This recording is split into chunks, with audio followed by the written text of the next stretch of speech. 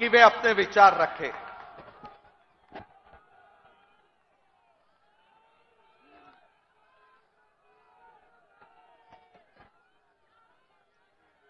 मल्लिकार्जुन खड़गे जी, केसी वेणुगोपाल जी, रमेश चेन्निथाला जी, नाना पटोले जी, थोराट जी, विजय वडेट्टीवार जी, रेवंत रेड्डी जी, सुखविंदर सुक्खू जी, सतेज बंटी पाटिल जी, स्टेज पे CWC members, senior नेता, हमारे प्यारे कार्यकर्ता, भाइयों और बहनों, महाराष्ट्र के युवा प्रेस के हमारे मित्रों, आप सबका यहां बहुत बहुत स्वागत, नमस्कार। अंबेडकर जी की कर्मभूमि में आकर आज मुझे बहुत खुशी हो रही है। कांग्रेस का फाउंडेशन डे है और आज हम नागपुर में आपसे बात करने, आपसे मिलने आए हैं। देश में विचारधारा की लड़ाई चल रही है। लोगों को लगता है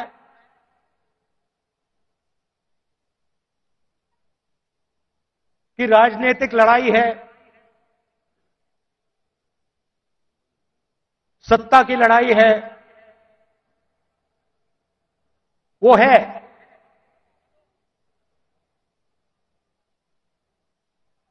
मगर इस लड़ाई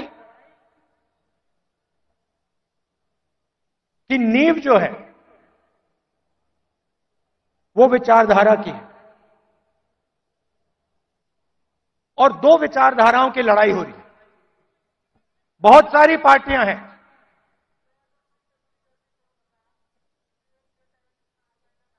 एनडीए में है,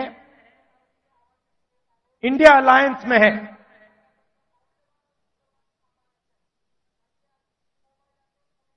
मगर लड़ाई दो विचारधाराओं के बीच में है।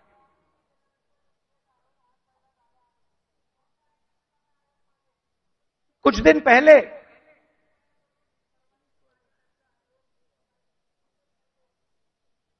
एक बीजेपी का एमपी मुझे लोकसभा में मिला। बहुत सारे बीजेपी के एमपी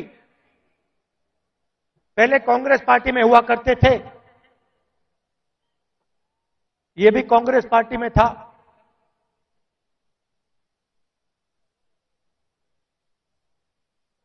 छुप के मिला मुझसे, मुझे दूर से देखा, छुप के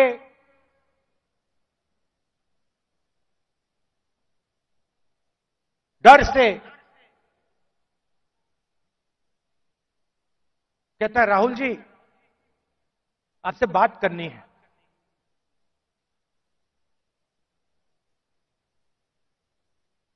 मैंने कहा भाई क्या बात करनी है, तुम तो बीजेपी में हो।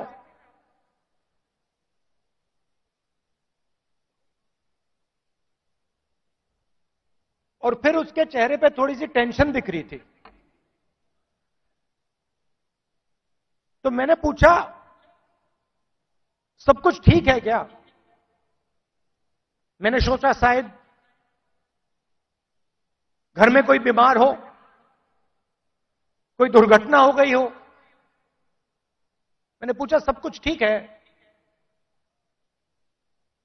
कहता है नहीं।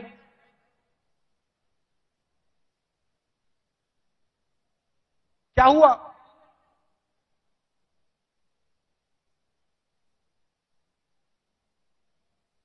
राहुल जी, बीजेपी में रहकर सहा नहीं जाता।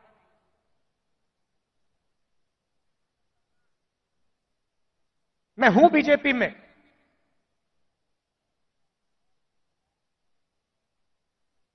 मगर दिल मेरा कांग्रेस में है।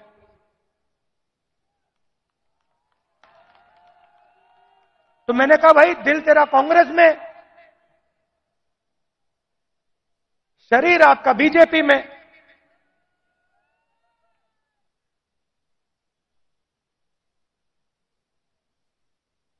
मतलब दिल शरीर को कांग्रेस में लाने से डर रहा है, यही हो सकता है।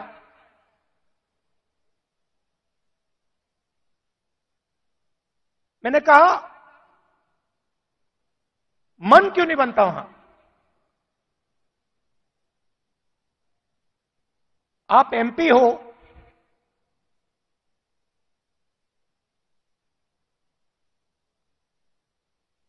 आप मुझे हिंट दे रहे हो,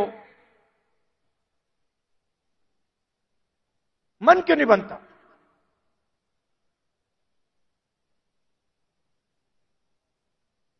कहता है राहुल जी, बीजेपी में गुलामी चलती है। जो ऊपर कहा जाता है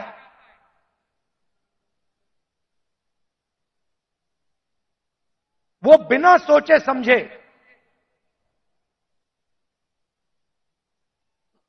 करना पड़ता है। हमारी कोई सुनता नहीं। ऊपर से ऑर्डर आता है, मतलब जैसे पहले राजा ऑर्डर देते थे,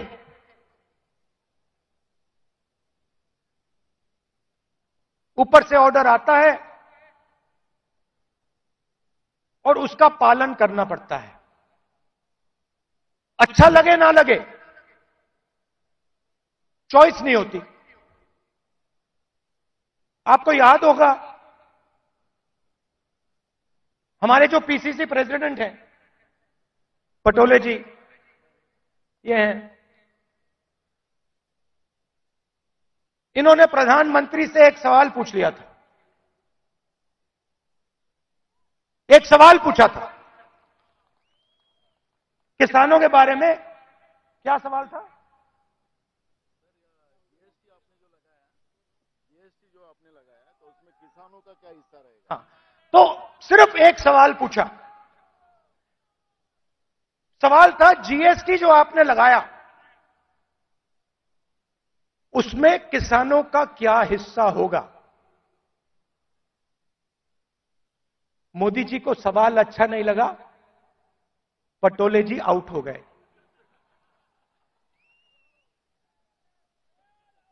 तो उनकी विचारधारा राजाओं की विचारधारा है, किसी की सुननी नहीं।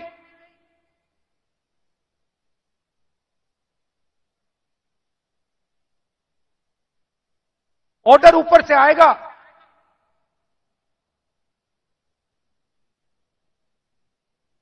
आपको ऑर्डर का पालन करना पड़ेगा।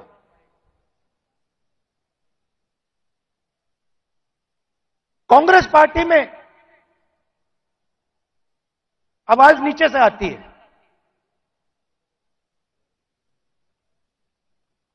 हमारा छोटा सा छोटा कार्यकर्ता हमारे किसी भी नेता को टोक सकता है। सही है ना? हमारे कार्यकर्ता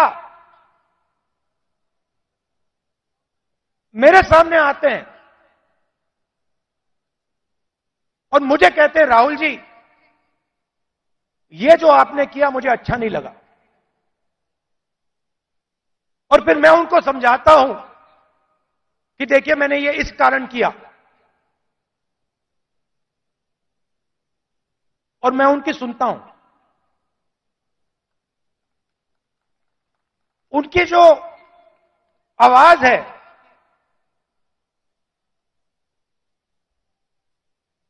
उसका आदर करता हूं, उसका रिस्पेक्ट करता हूं। यह भी कह देता हूं कि भैया मैं आपकी बात से सहमत नहीं हूं,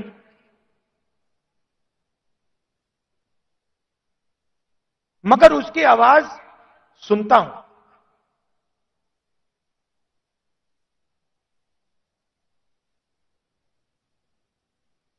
लोग कहते हैं कांग्रेस पार्टी ने क्या किया।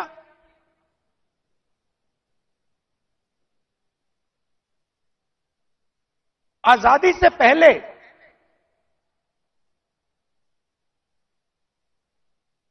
अगर आप इस देश में आते 500-600 राजा थे, अंग्रेज थे, राजाओं का गन सलूट होता था,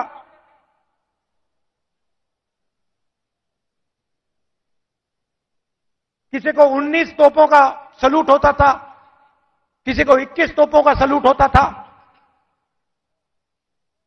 मगर हिंदुस्तान की जनता को इस देश में कोई अधिकार नहीं था, कोई अधिकार नहीं था।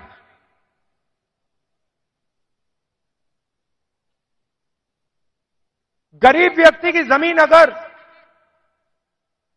राजा को अच्छी लगी, 1 सेकंड में उसको ले जा सकता था। ये सारे के सारे अधिकार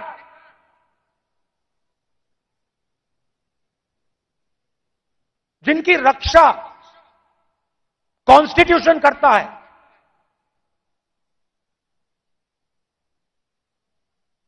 जो अंबेडकर जी ने, गांधी जी ने, नेहरू जी ने खून पसीना देके बनाया, ये कांग्रेस पार्टी ने दिया है। और आरएसएस के लोग, बीजेपी के लोग इसके खिलाफ थे। आज झंडे के सामने खड़े हो जाते हैं, सलूट मारते हैं। सालों के लिए इन्होंने तिरंगे को सलूट नहीं मारा था। तो सारे के सारे अधिकार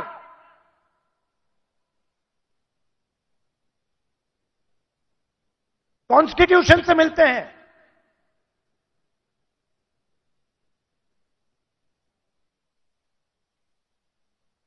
और राजा जो भी करना चाहता था करता था, उसके लिए कोई कानून नहीं थे। यह काम कांग्रेस पार्टी ने किया, और यह हिंदुस्तान के इतिहास में, हजारों साल के इतिहास में पहली बार किया गया है। पहली बार एक हिंदुस्तानी को एक वोट दिया गया, चाहे वो दलित हो, आदिवासी हो, महिला हो, जनरल कास्ट का हो, तमिल हो, बंगाली हो, उत्तर प्रदेश का हो। हिंदुस्तान के हर नागरिक को कॉन्स्टिट्यूशन एक वोट देता है।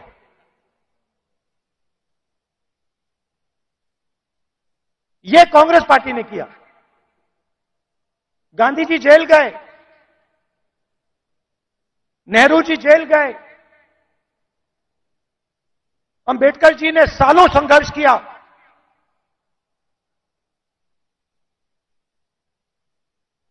यह कांग्रेस पार्टी ने, अंबेडकर जी ने, सबने मिलकर दिया है।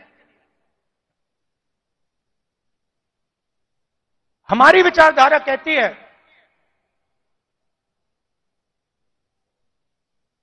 कि देश की लगाम हिंदुस्तान की जनता के हाथ में होनी चाहिए। और देश को जैसे पहले राजा चलाते थे,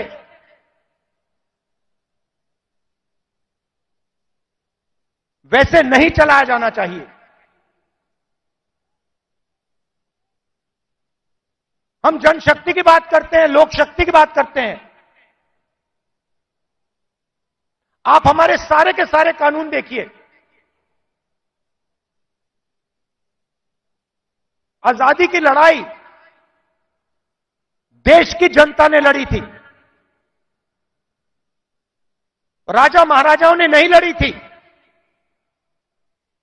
उनकी पार्टनरशिप थी अंग्रेजों के साथ। लोग भूल जाते हैं, लोग सोचते हैं कि आजादी की लड़ाई सिर्फ अंग्रेजों के खिलाफ थी।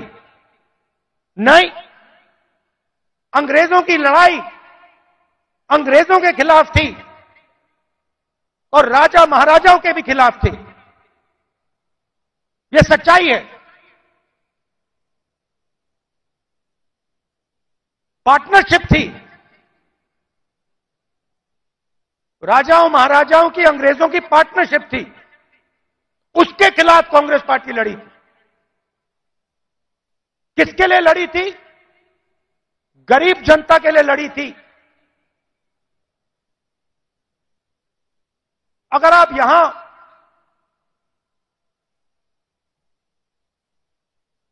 60-70 उससे पहले, इंडिपेंडेंस से पहले आप यहां आते, हिंदुस्तान की जनता के कोई अधिकार नहीं थे, महिलाओं के कोई अधिकार नहीं थे, दलितों को छुआ नहीं जाता था। यह आरएसएस की विचारधारा है। यह हमने बदला है और एक बार फिर यह हिंदुस्तान को वापस ले जाना चाह रहे हैं। जो आजादी से पहले था, वहां हिंदुस्तान को वापस लौटा रहे हैं। कॉन्स्टिट्यूशन से, आपके वोट से अलग अलग संस्थाएं बनती हैं। ये आपकी संस्थाएं हैं, चाहे सुप्रीम कोर्ट हो, इलेक्शन कमीशन हो,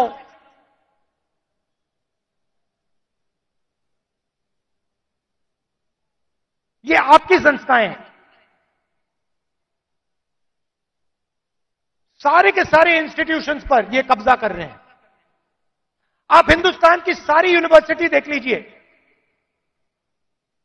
सारे के सारे वाइस चांसलर आज एक संगठन के हैं। उनको आता होता कुछ है नहीं, कुछ नहीं आता उनको। हिंदुस्तान के वाइस चांसलर आज मेरिट पे नहीं बनते हैं। हिंदुस्तान के वाइस चांसलर आज अगर एक संगठन में हैं, तब बन सकते हैं। तो सारे के सारे जो इंस्टीट्यूशंस हैं,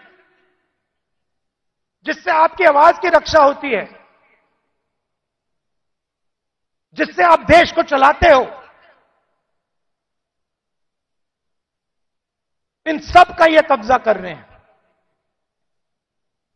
मीडिया को देख लीजिए, कहा जाता था कि मीडिया लोकतंत्र के रखवाले हैं।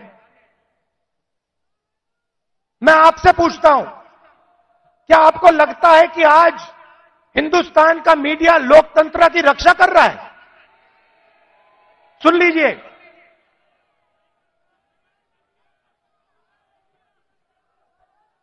आप इनसे पूछिए, ये आपको बताएंगे कि हमारे दिल में जो है हम नहीं बोल सकते। इनके दिल में क्या है? इनके दिल में वो है जो हिंदुस्तान की जनता के दिल में है, वो नहीं बोल सकते।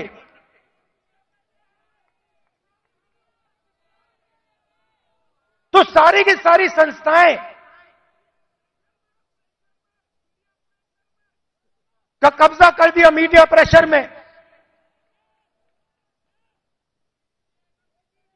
सीबीआई का प्रेशर है, ये देखो ईडी का प्रेशर है।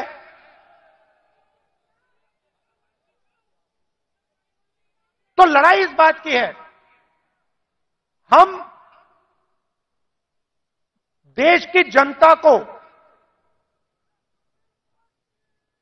देश की शक्ति देना चाहते हैं।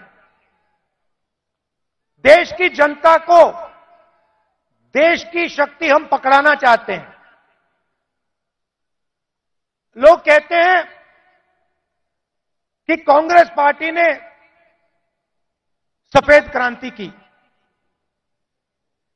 हमने सफेद क्रांति में मदद की, मगर सफेद क्रांति को आनंद के महिलाओं ने शुरू की। सफेद क्रांति हिंदुस्तान की नारी शक्ति ने की। हरी क्रांति देश के किसानों ने की। किसानों की शक्ति ने हरी क्रांति की। आईटी रेवोल्यूशन देश के युवाओं ने किया। कांग्रेस पार्टी ने मदद की, कांग्रेस पार्टी ने विजन दिया, मगर आईटी रेवोल्यूशन हमारे युवाओं ने किया। अब मैं आपसे पूछना चाहता हूं कि पिछले 10 साल में नरेंद्र मोदी जी ने कितने लोगों को रोजगार दिया है?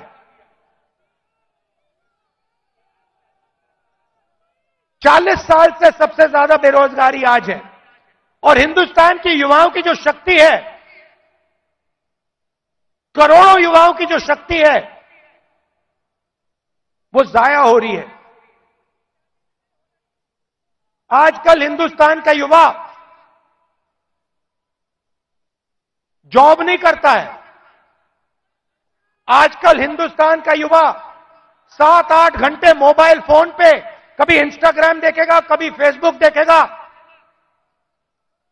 ये सच्चाई है हिंदुस्तान की, और उसकी शक्ति जाया हो रही है।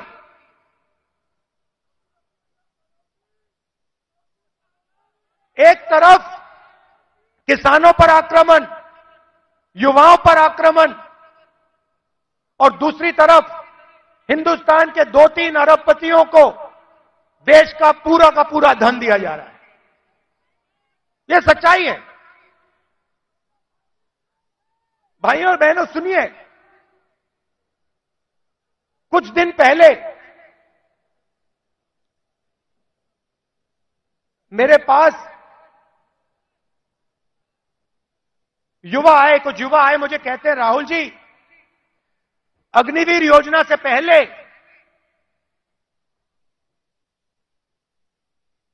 हमें आर्मी में ले लिया गया था।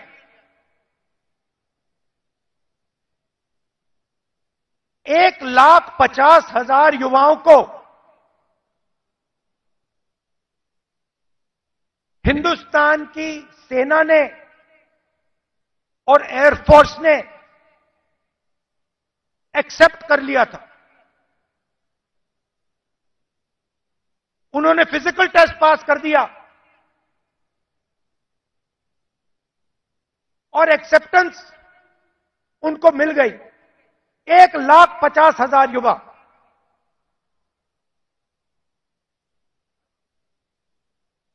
मोदी सरकार ने अग्निवीर योजना लागू की और 1,50,000 युवाओं को उन्होंने आर्मी में, एयरफोर्स में नहीं आने दिया।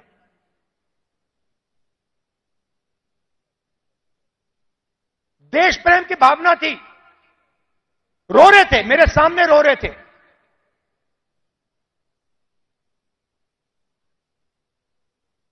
आंसू आ रहे थे, कह रहे थे सरकार ने हमारी जिंदगी बर्बाद कर दी है, जिंदगी खत्म कर दी, हमारा मजाक उड़ाया जाता है। गांव में हमें झूठे सैनिक कहा जाता है। इतनी भी इज्जत नहीं रखी। उनको अग्निवीर योजना में भी नहीं आने दिया।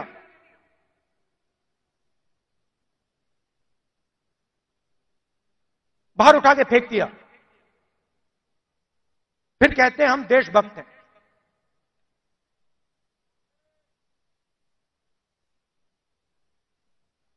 इससे देश का फायदा नहीं होने वाला।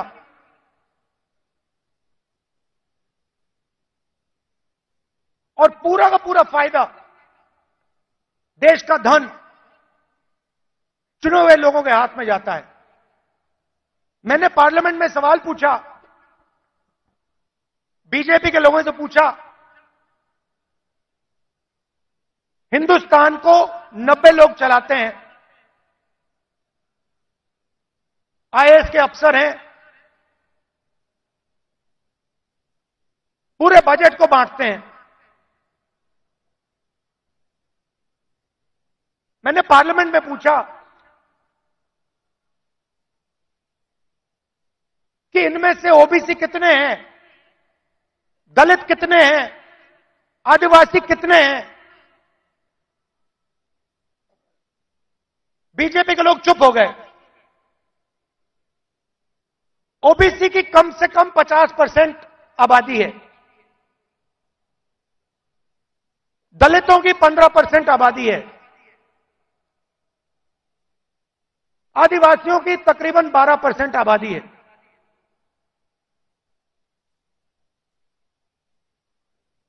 नब्बे अफसर में से 3 ओबीसी हैं।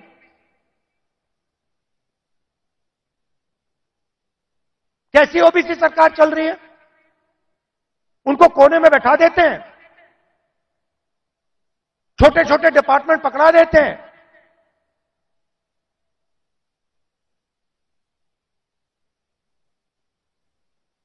हिंदुस्तान की सबसे बड़ी कंपनी, 100-200 सबसे बड़ी कंपनी की लिस्ट निकालो, मुझे दिखा दो इनमें कौन सा ओबीसी है, कौन सा दलित है, कौन सा आदिवासी है।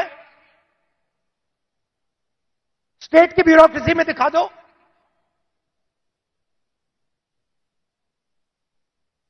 आबादी आपकी 50%, दलितों की 15%, आदिवासियों की 12%।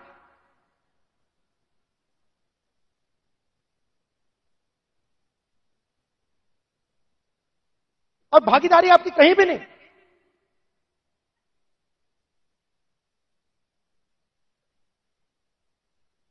टॉप कंपनीज के नाम निकालो और मुझे दिखा दो इन कंपनियों में ओबीसी कहां बैठा हुआ है, दलित कहां बैठा है, आदिवासी कहां बैठा है।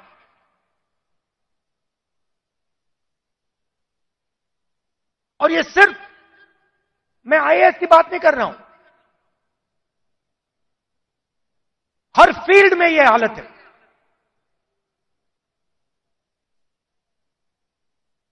तो मैंने सवाल पूछा, मैंने कहा देखिए जाति जनगणना होनी चाहिए, देश को पता लगना चाहिए कि इस देश में ओबीसी कितने हैं। उसके बाद नरेंद्र मोदी जी के भाषण बदल जाते हैं।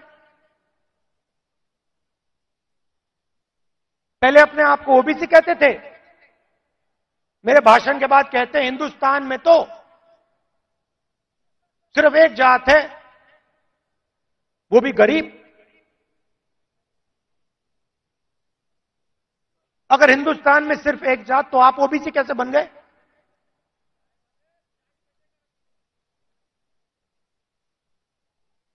तो हमने निर्णय ले रखा है, जैसे ही हमारी सरकार आएगी, दिल्ली में आएगी, हम जाति जनगणना आपके लिए करके दिखा देंगे।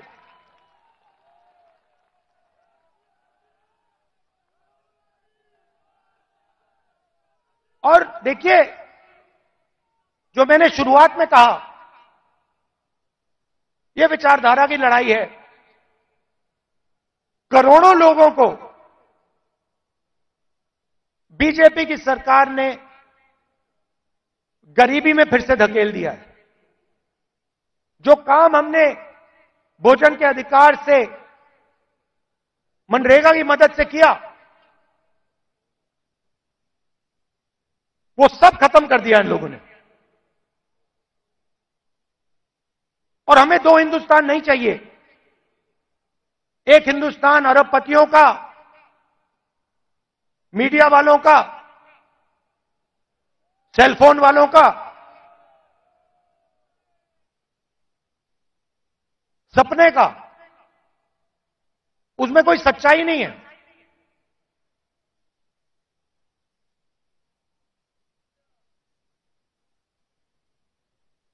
हिंदुस्तान के युवा सोशल मीडिया से जी नहीं सकते, कमा नहीं सकते। हिंदुस्तान के युवाओं को रोजगार की जरूरत है।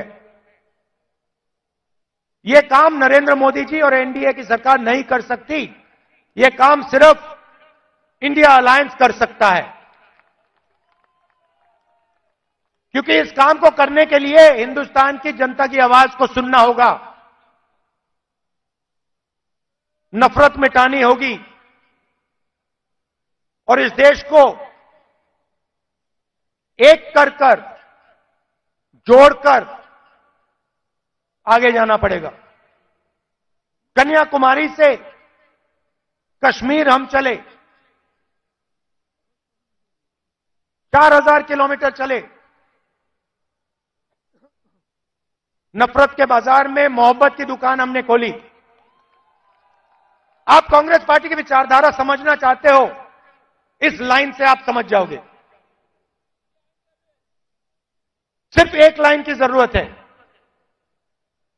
अगर आपके दिल में हिंदुस्तान के लोगों के लिए मोहब्बत है, अगर आप नफरत के बाजार में मोहब्बत की दुकान खोलना चाहते हो, तो आप कांग्रेसी हो।